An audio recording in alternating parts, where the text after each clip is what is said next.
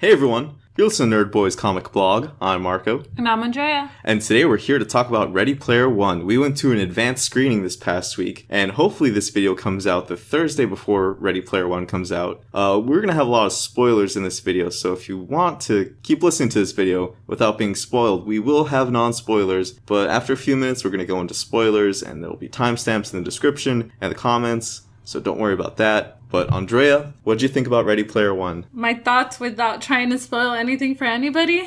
Yes.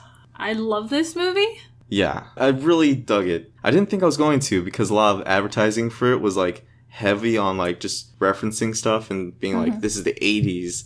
And I was like, so much of like movies and TV shows lately have just relied heavily on the 80s. Some do it better than others. Like Stranger Things is really good at like mixing 80s in with like their narrative. Yeah. Being a nice nostalgia trip for some people while also being a really good story and really good television. While other things kind of rely too heavily on just bringing up things wouldn't it be more like adapting to its current culture? Yeah. And that's where it's like a huge downfall on certain things because like you can't adapt to the current culture when you're trying to bring up something from the 80s and 90s. Yeah.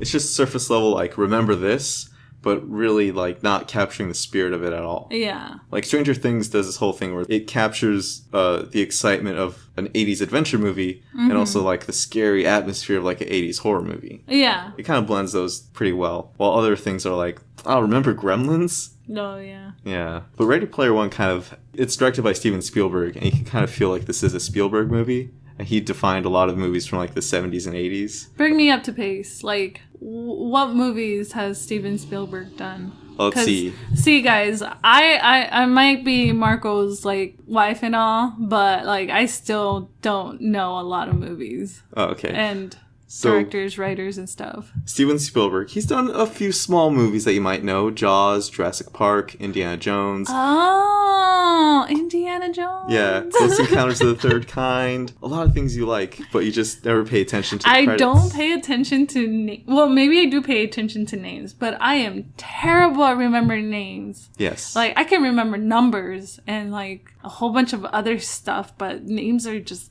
terrible. Yeah. But Steven Spielberg, he's pretty influential in your childhood. Like, everything that you love, he's made it. Yeah. Yeah. Okay. And this movie really has, it has his touch. It has his fingerprints all over it. But it also has a lot of what the original writer had. What was his name again? Ernest Cline. Yeah. Because he helped write the screenplay. And there's a lot of, like, really good changes from book to movie here. I haven't read the book. Have you read the book? I read 50 pages of the book. Yeah. I put it down because I was like, I'm going to read this later. I never read it later. I guess it wasn't that interesting of a book? It's really interesting. It's just I'm really busy in life. Okay. I was trying to catch up on like a little bit more detail. Like I wanted to know the difference between the movie and the book. Like I'm a huge book reader. But for some reason, I never wanted to read this book, or I wasn't even interested in the movie at first. But when Marco was like, I got tickets, let's go, I was like, okay, let's do this. But I pulled up some information. It's like completely different. Like a lot of things are just rearranged in a better way, in my opinion. Yeah, it's structured more for a movie rather than a book. Because there's so many references in the book that like are deep cuts and like people who grew up in that time period would know all these references. But for a movie going audience, you need to appeal to like a much larger demographic. Yeah. So if you have things kind of streamlined a little bit. So this movie has the challenges changed up a little bit. The references are changed up and it makes it just friendlier for audiences without really cutting out a lot of the core of the story, which is like the way we connect with people on the internet, the way nostalgia affects us, and the way we should probably interact with the real world a little bit more, especially nowadays. Those phones, those new game systems, those consoles, right? Consoles. Right. They take over. Yeah. What was I going to say? This movie doesn't really feel like it's set in the future. It does that thing that every good sci-fi movie should do, is like it deals with problems of today while being set in a future setting. And the problem of today is people connecting more online than ever before, and also corporations trying to take over. By putting up. Yeah. Corporations trying to monetize everything. Microtransactions, ads, like throwing ads in your face where they don't belong. That works well here. I don't think that really had a big deal in the book. Mm-hmm. But in the movie, it's like net neutrality, kind of, and like freedom for the Oasis. While in the book, that's kind of just like, I like being on the Oasis, and I just don't want to deal with ads. Mm-hmm. Yeah. Should we get into spoiler now? I think we should. Yeah. Because I was running out of things to... More like, I'm like really close to like spoiling things. Yeah. But if you really want to watch this movie, you don't want to listen to spoilers, I think you should do it, because if you're someone who's like maybe like late 20s, early 30s, you'd really get a kick out of it. If you're a movie buff, 50% of this movie is movie references. Yeah. Or you're just in for, like, if you're a younger person, in for the aesthetics of between the 70s and 90s. Yeah. It's a hard 80s feel to it. Like, even as me, as a non-moviegoer, constantly person, I really enjoyed this movie. It's been one of the few good movies I've seen this year that are pretty good. Way better than the other movie we saw the past 2 days. We saw A Wrinkle in Time, like the day before we saw Ready Player One. Yeah. And that was not a very good movie. I want to say good things about this movie, but I would have trouble trying to define like exactly what I liked about it, but I can't think of anything that I really liked. Yeah, in Wrinkle in Time? I have more things negative towards it than I do of liking it. Yeah, but that's probably for another time. Yeah. Yeah. Now we're here about Ready Player One. And did you have something you wanted to say? You mean like something related to the movie? Yes. Okay, here it goes. First to the key. First to the egg. You! God damn, that was... That line is repeated so much. I just constantly was like, I was outside of the movie. I was like, first to the key, first to the egg, first to the key. I was so pumped after leaving that movie. Yeah, it's a big mantra that the players have repeated in the game. Like, I could see myself doing something like that as, like, a player. Like, not, like, with a large... clan? Of people that I don't know. Like, maybe it would take a friend. Yeah, a little thing between you and your friends. You and your friend, right? Not like... you know how you can usually connect online and you have your headphone and everything on. And you can talk to a whole bunch of other people you don't know and don't care about. It's just mostly, like, to get through a level, let's say, right? Or to gain points. But if you and your friend are like going back and forth and you can say first to the key, first to the egg, that's something I would say. Yeah. Kind of like, as in like a pumped up way to like get through the game. Yeah, it's one of the things like Parsival and H say to each other a lot. Yeah. Like in this race. Also, should we explain a brief background about the Oasis? Like what part? What do you... Where it comes from and what it means.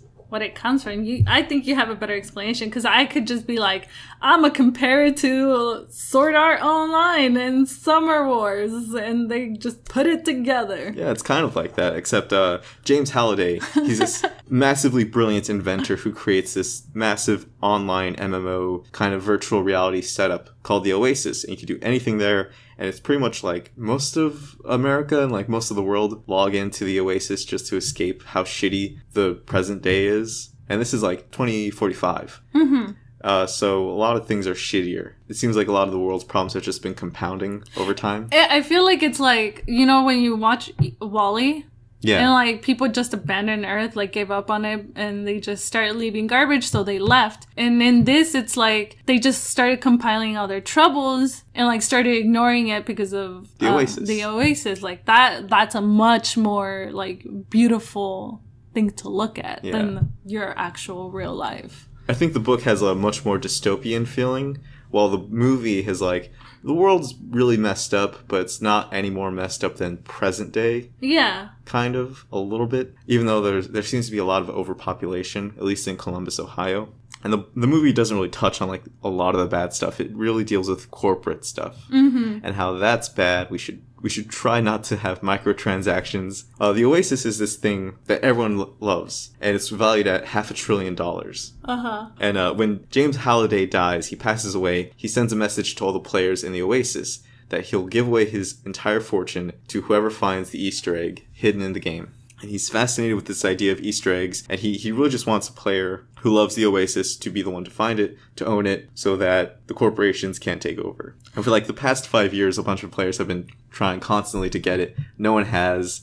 I don't think that Holiday has a fascination towards Easter eggs. Well, I mean, he does, but it's more like the challenge of it. Like, the way you have to keep your mind open to everything. Like, that's every gamer, like, that I've known. That we like to go into the unknown. Like, we want to know, like, try everything. Like, if you hit here, well, you get something. If you do this, if you do that. I know some gamers who just, like, want to blast through the game. Yeah. While some of us like the getting to know the game, like every little bit of it, like what can you do, what can you gain, more can happen in this game. What is something that the creator put their time into? Yes, and all the challenges, actually, now that I think of it, are Easter eggs in their own way. The way to solve them is not to play it how you're supposed to, but to go in the opposite direction. Literally, in some cases, like to go off and find your own thing.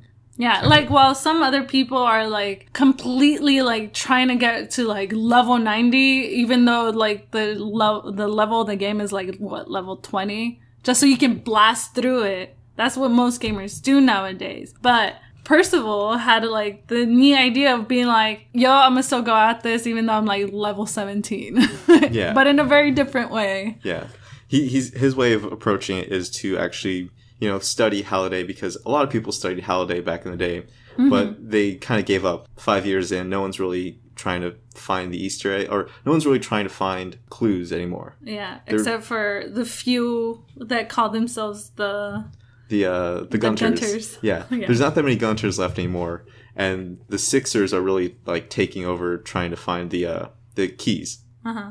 And everyone's, like, going headfirst into these challenges. The first one being a massive race with, like, every single vehicle in pop culture that you love. The Batmobile, monster trucks, I think the Ghostbusters, the Ecto one, maybe? The Back to the Future car. Did we already say the Akira motorcycle? The Akira bike. So, like, everything from pop culture is racing in this giant New York City that is plagued with monsters and T-Rexes and King Kongs everywhere. That's pretty cool. And everyone tries to go at it like it's a regular race, like a Mario Kart race. When really the trick is to drive backwards. Like, not to literally drive the whole course backwards, but to just go in reverse at the very beginning, because it leads you to a secret area in the game. Mm-hmm.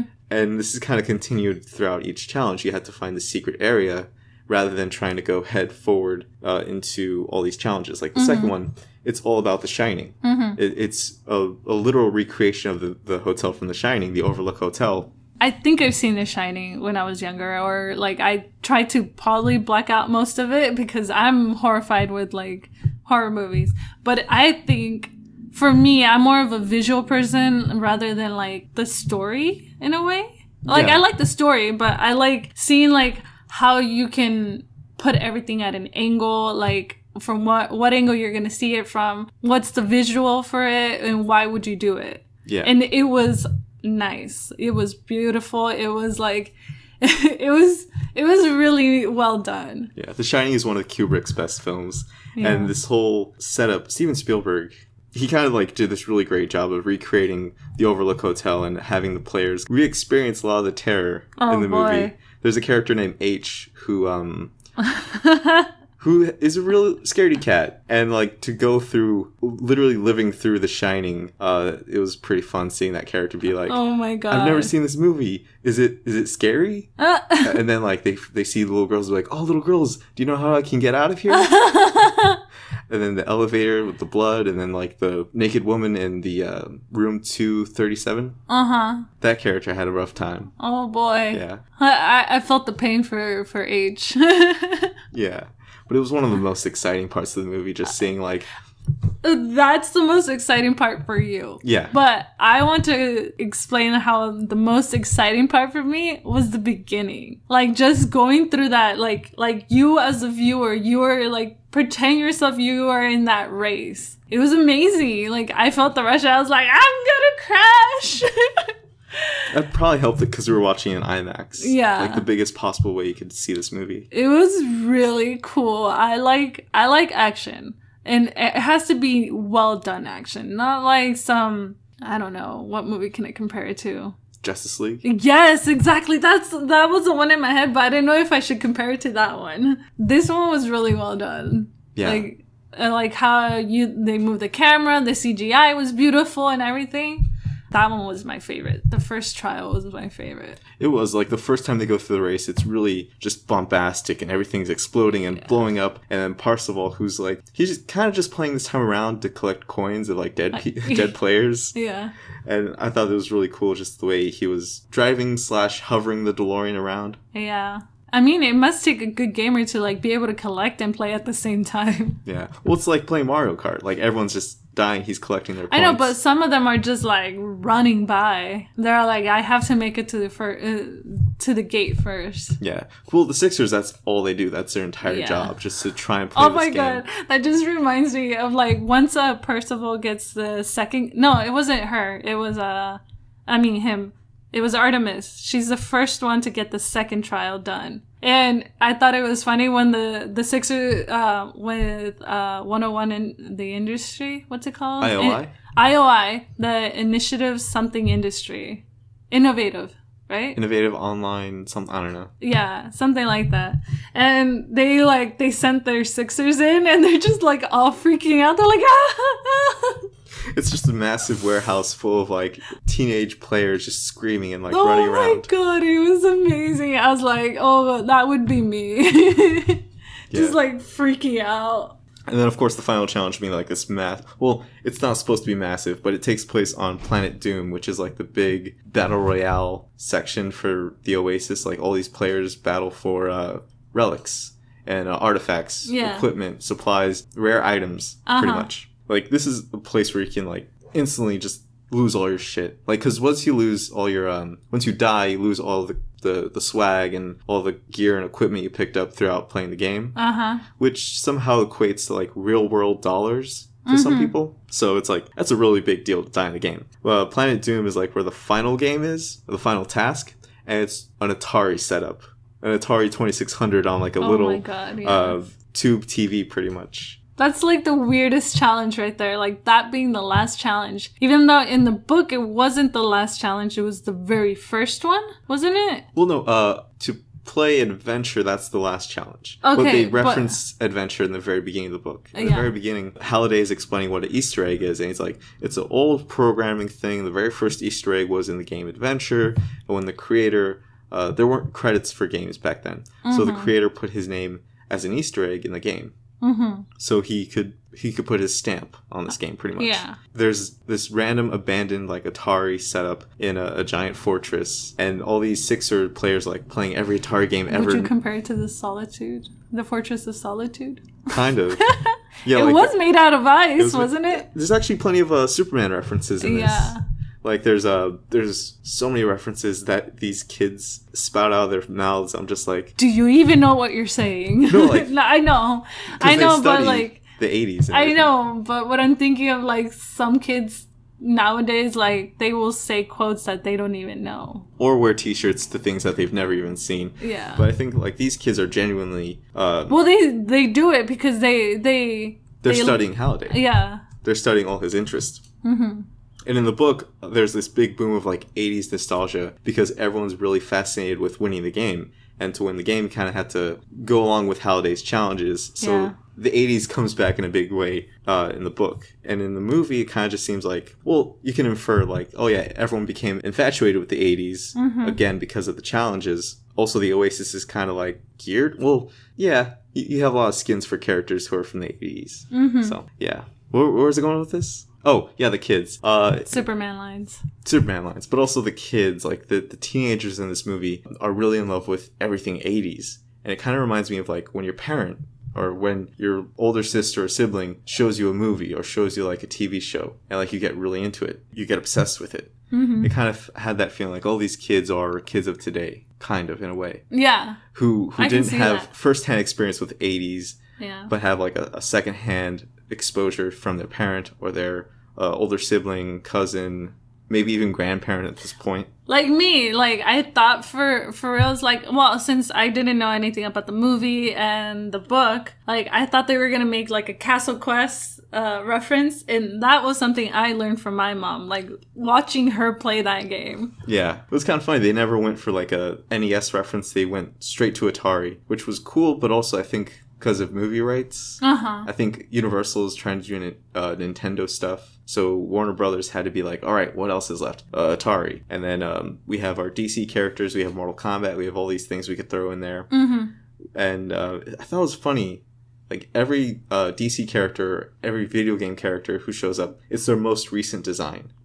Like Goro looks like how he does in the current Mortal Kombat games. All the Injustice characters look like the Injustice. Oh yeah, like Harley Quinn and all of them. Harley Quinn, Joker. Batman shows up and he's the only character who looks like the 80s Batman. Okay. Yeah. This screen is full of so many characters and so many things. Yeah. You're going to have to own the movie on Blu-ray just to like pause it every 5 seconds. Because at one point there's Spawn. And I was like, what? Wait, do you want to list off a bunch of things that you liked? Cameos that you liked? Oh, like from like games to things that I saw? Yeah. Minecraft was one of them. I'm a huge player on Minecraft. Like, I really like playing it, even though sometimes I don't play it online. Because sometimes it's just too much. There was He-Man. I saw He-Man. I remember that. What else? Iron Giant. Well, everybody knows that Iron Giant's in it. What's something else? I'm trying to remember everything, but there's so much. Yeah. So you have Jason Voorhees, Freddy Krueger, Battletoads, the Teenage Mutant Ninja Turtles. Oh, yeah. Gundam is in it. Like Gundam, yeah, for sure. The very first Gundam. And spoilers, there is a moment in this movie where Gundam and the Iron Giant team up to fight Mechagodzilla. That is like the best thing ever. And it's one of the... I can't describe how happy I was just to see like robots fighting in like a very Japanese anime robots fighting, and I was like, it's gonna be better than Pacific Rim 2 pretty much. Wait, were those characters from Halo? Yeah. Okay. You had a bunch of Spartans. I kept looking at it and I was like, Halo, right? Yeah, right? Yeah. I don't remember a lot of things, but I think Halo. Overwatch, a bunch of things from like today, but I think like because of the way nostalgia works, it's like a 30-year cycle. Yeah. I think a lot of people would eventually be nostalgic for Overwatch, Halo. I could be wrong about the old man. Like when Holiday dies, he portrays himself as an old man, like an old wizard kind of look. And I could be wrong, but he literally reminds me of a character from like Blizzard games. Diablo 2, which was the game I played a lot when I was younger. I think they like specifically named the character that he's modeled after. I think it's like a D&D thing. Oh, yeah, definitely, for sure. I can see that. But he, like, the aura it portrayed, the colors, the scheme of it, really reminded me of Diablo 2. Also, like, the whole, like, whenever you're in the Oasis, it looks like a cinematic cutscene. Oh, yeah. Like, for any Blizzard game or maybe Square Enix. Well, probably closer to Blizzard. Probably closer to Blizzard. Yeah. Because the icing thing reminded me of, like, scenes from World of Warcraft, but Warcraft, the original one. Yeah. The Warcraft 3 was the one I played when I was younger. It had that like layout. Like whenever you play Warcraft or Diablo 2 or anything, you have those cutscenes where you can see behind the story of the characters. Yeah, like cinematics. Cinematic. Yeah. What was I gonna say? Something about usually in movies when you have like this big giant CGI battle. There's like one character who's like a real person, and it kind of takes you out of the experience because it's like you're not fully in this headspace of thinking like, oh, this is all real. Yeah. Because you see something real, so everything else seems fake. Yeah. But when it comes to like these big battle scenes and these big giant Oasis scenes, they're entirely CGI, which makes it more connectable in a way. Like it doesn't throw you off. Yeah. Visually. It's all fake. It's all so fake it looks pretty. It's all video game. But at one point you're kind of like, it is a video game. It feels and looks like a video game. And not in like a bad way like, oh, this movie looks like a game. It looks stupid. It looks and feels like a playthrough. And they even reference that sometimes. They're like, oh, I watch all her Twitch streams and playthroughs. And I was like, cool for thinking Twitch is going to be around for the next 30 years. But I don't really know if Twitch is going to be around for 30 years. Or like any of the things that they said will be around. I think it's a lot like when you watch Advent Children, Final Fantasy. When you watch that movie, it's all CGI. Of course, it's all animated, but it looks really realistic. It has that feel, that nice, like, it looks pretty, it's filled with action and all that. And especially like, for the time. Yeah. So when you see this movie, it shows a lot of detail. Even like the marks on their skin, like how their characters are displayed or anything like that. Yeah, the avatars. Yeah, it looks really pretty. Like you can see the layers on their skin, which like I was just mesmerized by it. I was like looking at every detail on their face. Yeah. Parzival, his real life actor, the kid who's Cyclops in X-Men Apocalypse and Dark Phoenix, not like a particularly well-looking or good-looking kid. He's like your average teenager, Yeah. though. But his avatar is like a beautiful elf-looking thing. Like, I can't imagine, like, he just looked like an average teenager, and I wouldn't be like, that could be my little brother. Yeah, he kind of looks like your little brother, actually. But, yeah, I mean, the story was great, the games were great. Characters for me, though, were, like, I love them. Like, Daito was cool, Sho was cool, but, like, the characters just kind of meshed in the background. Like, they weren't as important, but you can still like them. Yeah. I think the only characters they really wanted to develop in any way were like Artemis and- Percival, Artemis, H, and then Daito and Shoto were just there in the background, pretty much. Yeah. They're support characters. But I still love them because even though, like, do you remember during the race scene, Percival is talking about how he told H how to get there, and H told Daito, which Daito ended up telling Sho. And I remember Sho literally, like, shows up with his car crashed and on fire. He's just, like, dusting himself. Yeah. And another cool thing, which is, like, everyone's real-world equivalent. Like, everyone's avatar looks so badass and cool. But in the real world, they're different. They're all different. They're Yeah. random kids or adults or whatever. Very true to real life. Because your avatar's not going to reflect the way you look in real life. H, this big, giant, massive monster cyborg, is just a girl. 30? She said something like 30-year-old girl or something like that, right? Probably, yeah. Shoto, this ninja dude who's really badass. He's an 11-year-old kid. Daito's just a dude, Oh, pretty much. yeah. They never really developed Daito this past the point of, like, choosing Gundam as his weapon. I don't know. Maybe, yeah. Yeah. Like, Shoto and Daito are pretty much just, like, there. But we knew that Gundam was gonna come out because it was referenced earlier in the movie. Oh, yeah, it was. Because early in the movie, after Percival completed the first trial, he got a whole bunch of money off of it. Yeah. And he went shopping. He started buying weapons. He bought the Rubik's Cube looking one. Yeah, the Zemeckis Cube. And then he bought hand grenade. The Holy Hand Grenade from Monty And Python. then he saw the glove that can turn you into any giant robot for 2 minutes. Oh, that was also in the Doom Planet, or Planet Doom. Planet Doom? Yeah, that was at the top of the tower, or the pyramid. Everyone was fighting for that, like, the first time we see Planet Doom, everyone's fighting So for Daito got to it? Yeah, Daito got to it. Because they did come out. Remember? H was protecting them. Yes. So they got to it first. That's awesome. That gives you right there then that he was supposed to get that glove and reference and like show it off later. Uh-huh. But I like Planet Doom. That was pretty cool too. Like all the shooting and destruction. And it just made me laugh so much, like especially during the scenes of like cutting back between the game and real life. There was one scene with the mom. Oh, yeah. And she's like playing and fighting. She's like trying to play to get coins and stuff, right? And her kid's like pulling her in real life because the pot of food that they had was on fire. And she's like, go get your dad. There's so many, cutting back to like real world things. There's like a little girl who dies and she like has a temper tantrum. There's Wade, his aunt, her boyfriend's like freaking out because he got killed off. Oh, yeah. And he spent all their rent money on it. Uh-huh. No, all their house money because they were going to buy a money, house to yeah. get out of the sticks or the stacks. One really awesome thing I want to bring up is the Zemeckis Cube. Uh-huh. It's a Rubik's Cube, but once you solve it, you can throw it like a grenade and it sends everything back in time 60 seconds. Because Back to the Future, Robert Zemeckis You directed. remember Back to the Future more than I do. I remember Back to the Future a lot. That's your childhood right there. Yeah. I was kind of happy about the DeLorean, but also at the same time, I'm like, I don't want to be one of those guys. I don't want to be the guy who's like, I love this movie because of the DeLorean. I love this movie because Gundam. It's a really good movie that has all these things I like in it.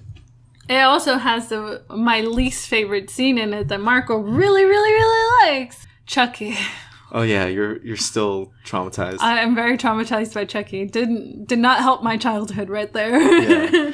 Chucky's kind of like an assist character in this. He's like a weapon? He's like a summon or a weapon, yeah. A GF. Yeah, he's just throw him at a crowd and he'll kill anything. Oh, that was cool. Yeah, and then did we already talk about the Mecha Mechagodzilla? Yeah. Mechagodzilla was, I think, just playing Godzilla with having Mechagodzilla walking around, because we will never have an American Mechagodzilla, I think.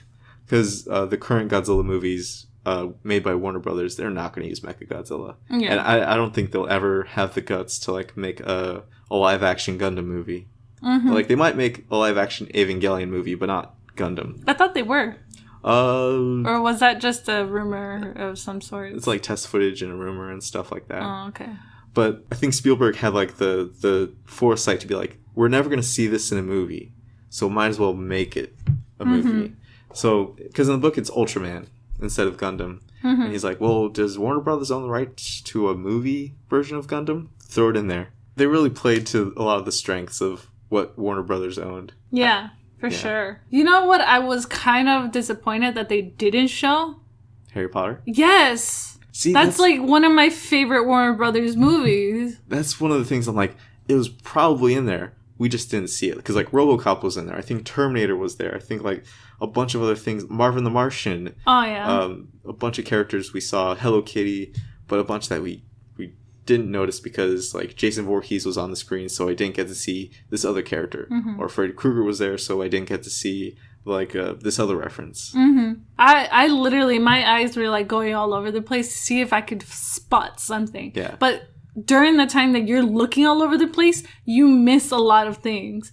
You're focused on like looking for things, and that's just gonna kill the mood of the movie. So if you want to, watch this movie twice. Because that's what we want to do. That's what I want to do. I don't care if you don't want to do it. I'm going to do it. Because the first time, I kind of gave up within like a few seconds. I was like, I'm going to try and look for everything. And then I was like, no, because then that's going to distract me from the movie. Yeah. And there's like already a giant bunch of like references in this movie. There's moments where they'll like specifically say, oh, Batman, and they'll show Batman. Or they'll have a moment where they specifically highlight the Batmobile, or they specifically were like, and this is happening, and they'll show it, but also in the background there might be another thing. Yeah. Because in Marvel movies, they kind of do the opposite. They draw more attention to the Easter eggs and references.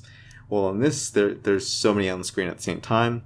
It's like your eyes can only focus on so much. And it kind of reminds me of something that happened in the movie where they're talking about, like, it turns out we can take up 80% of a person's view without giving them seizures. Because at one point, IOI, the generic corporate bad guys, they're like, we want to fill the Oasis with ads. That's why they're in it, to play the challenges. They don't care about actually living in the Oasis, being in this cool, like, 80s retro style world. They're more focused on just making money off of it. A lot like other game companies nowadays. EA. Yeah. I do like their little think tank that they had at the IOI. They had all these like nerds just like debating.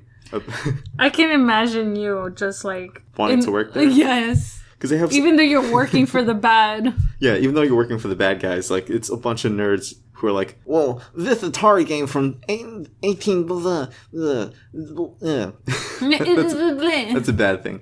But there's also a lot of even more stuff going on in the background because every product placement little thing, like every product in this movie has their original 80s design, or like not original, but like their 1980s look. Yeah, can I just talk about how much I wanted Doritos throughout this whole movie? Yeah.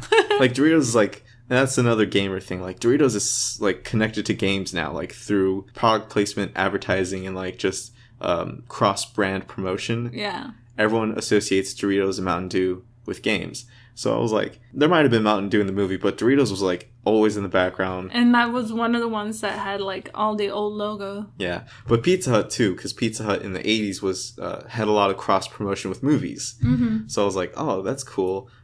Pizza Hut had I think TMNT, like the first movie, Back to the Future Part 2. And it also comes out in Code Geass. Code Geass, that's right. But that's more current than old. Yeah. They try to keep everything to a certain era. Maybe that's why they chose Gundam. Gundam rather than like Ultraman, because Ultraman's kind of 70s. and Evangelion's 90s, and like Gurren Lagann. That's way past the time. What about JoJo? I think Warner Brothers owns the movie rights to JoJo. They do, don't Yeah, they? they do. But I think they were like, no, too much Too anime. Asian. Too Asian. Way too deep cut for this movie. Only weeaboos would understand Yeah. this. Let's keep it to Street Fighter and some anime. Oh, Street Fighter. Yeah, because at one point the character literally does a Hadouken Yeah. to save the world. I like how they actually did like a little bit of like live action actual fighting. Like between Daito and that one chick. Oh yeah, I kept looking at her face and I couldn't recognize her, but I know I've seen her somewhere else. Kingsman? maybe. Is it her? Maybe. I can't remember. I have to say, this is probably the second best Ben Mendelsohn bad guy I've seen in a movie in the past 2 years. Is that our main villain? Yeah, he's the guy from Okay. Rogue One. I can't get it out of my head. And I know Marco like doesn't agree with me, but like he looked like an evil Superman.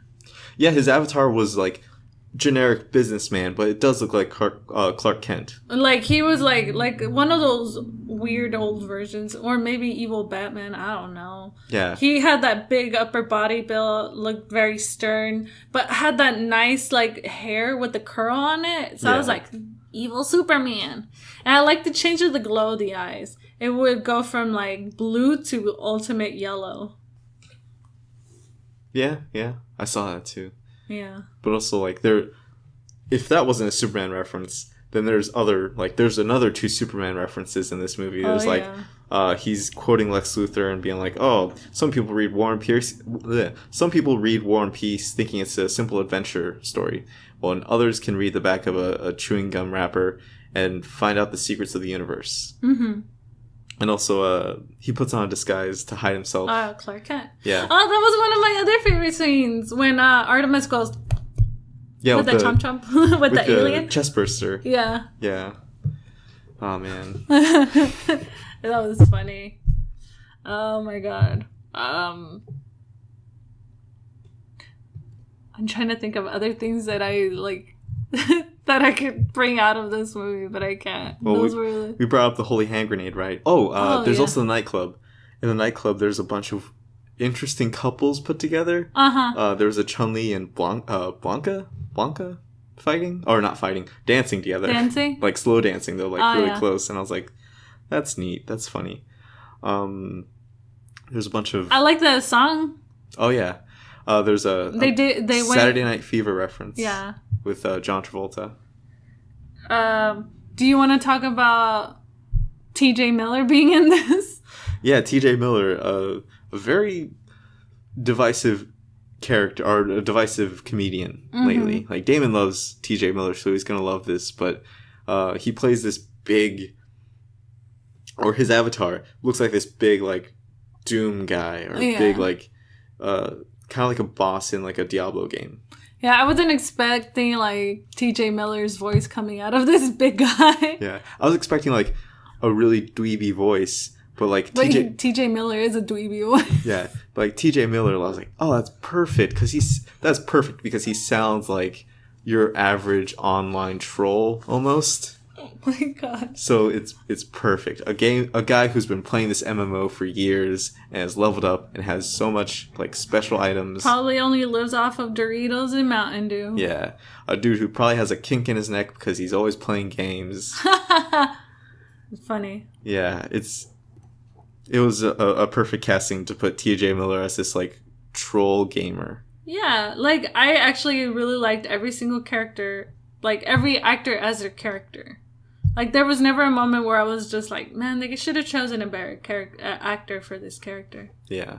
Well, I think it was just all about contrasting like the visuals of what the character looks like and like their real world counterpart. Like it just made a lot of fun. Yeah. It just made a lot of sense. Mm-hmm. Yeah. Are we gonna? Did you already talk about anything related to Blade Runner? Oh yeah, the drones. At one point there's drones like in the real world scanning stuff, and they make the Blade Runner sound. Mm-hmm. Like the sound that Harrison Ford's machine makes when he's like enhanced, and it's like. I was like, this is a deep cut, Spielberg. Like, what are you doing? Didn't you say there was also like there was one scene where they end up hacking into the bad guy's system. Oh yeah, and his password's Bossman69. Oh my god. But the pupil, was that not a Blade Runner reference? I felt like it was, but it was like just a throwaway reference, like a quick visual thing, because his eye kind of does a Blade Runner replicant thing. Oh, yeah. But the bad guy doesn't notice that. He notices something else. A reflection? Yeah. But I think that's very much in line with his character of not understanding 80s references. Yeah, he's just a corporate guy. Yeah, he's a corporate guy. Like, at one point, he's trying to sell Parzival Wade Watts. Yeah. On the whole idea of, like, oh, if you work for me and you find all the Easter egg, or if you find all the keys and get the Easter egg, I'll give you money. And I'm deciding to change all the high schools in America to look like the one in all the John Hughes movies. And he's like trying to like quiz him on it a little bit and test him and be like, oh, you mean like from this movie? And he's like, oh no, I'm talking about Ferris Bueller's Day Off. And he's like, all right, you're still a corporate tool though. Oh, yeah. He's like, oh, Shermer, Illinois. You know, the fictitious city or the fictitious suburb of Chicago. And I was like, yeah, a corporate guy would probably have like a bunch of nerds talking in his ear through this conversation. Yeah. I'm kind of disappointed that hologram thing wasn't shown off again. Oh, like putting the avatars in the real world through holograms? Yeah. Maybe if like they were to make this movie into a sequel later on, I don't know. Yeah. If. Ready Player 2? Though I have to admit, I don't think we talked about this. I really like the ending. Oh, yeah. So at the end, he does get everything. Yes. Like, he was put through all the trials. He even got to talk to Holiday and like ask him what he is, because he's within the system, even though he's dead. He asked Holiday, he's like, what are you? He just says, he smiles at him and says goodbye. Yeah. So we never get an answer of whether he's like, because he got the answer of like, he is dead. For sure, he's gone from life. But he's still within the system. So we didn't get an answer for that, but that was pretty neat, because he's his own thing. Yeah. Well, I think it's kind of like a Black Mirror situation where it's like he made a digital consciousness of himself. Yeah. And uploaded it to the game. But he's still going to exist within the game, even though Percival owns the game now. Yeah. It's kind of like his own piece of heaven. He made so himself. It would be like the guy from Sword Art Online, wouldn't it? Kind of. Like they made their utopia, their world, an afterlife. They made themselves an afterlife. Yeah. And then after that, he basically inherits it, right? Yes. But he splits it between his clan now. Yeah, he's which always is saying... Daito, Sho, H, Artemis, and himself. But yes, he always said that he would never be a part of a clan because he's like a lone wolf, right? Yeah. Yeah, I bet he said it cleverly, but I can't remember. It's like, I don't clan up. Yeah. Something like that. They use a lot of gamer speak, too. Well, they try to use gamer speak. They're like, a fanboy can tell a hater a mile away. Or they do stuff where it's like... They say things. Yeah. They say words that I'm not... I guess I can't call myself too much of a gamer person because I don't recognize a lot of the word. Yeah, but they just try to give the feel of like, oh, these are MMO players and they're really into the game. Yeah. But yeah, the ending... When he splits it between his friends, he's also talking about how they decided to change some things. Like how they will turn off the system on Tuesdays and Thursdays. Which is very funny because like those are like the days we don't think about. Yeah. Like we always say how we hate Monday and Wednesday means it's Hump day. Hump day. And then we have Friday, Saturday, and Sunday, which are the days that we are always looking forward to. The weekend. Yeah. But Tuesdays and Thursdays are the days that we never think about. So that's pretty cool. Like having this system shut off and connect with reality for a little while. Yeah, I'm sure a lot of people might be upset or inconvenienced, like, oh, I can't log on today. Yeah. But it's whatever. Your life is not over. You can sleep the whole day if you want. There's more important things out there. Yeah. I'm sure plenty of, because there's so many gamers who like complain, like, oh, this new update, I can't do this now. It's like, well, maybe you should, like, take some time to live life. Yeah. There's something I had on my mind, but I can't really think of it right now. I want pizza and Doritos. Yeah, watching this movie made me kind of hungry. But then smelling everyone else's food, I was like, not I'm that good. hungry. Yeah. Yeah. I'm glad this audience was pretty, like, respectable. Yeah, they really were. I liked how everybody did interact very well with the movie. Like, they laughed at the appropriate time. They wooed, they clapped, they did everything perfectly. We've been to other movies where, like, the whole theater is just silent. But we've also been in movies where people talk through the whole thing. I think a lot of people were like, "Oh, we're getting to see the movie, almost a week and a half early, so it's pretty good. This is a pretty good opportunity to just enjoy the movie." Yeah. And since this was like an early screening, people are like, these are the people who wanted to see the movie rather than the people who are just like, I guess I'll watch this because I have nothing else to do on a weekend. Yeah. Kind of crowd. Yeah.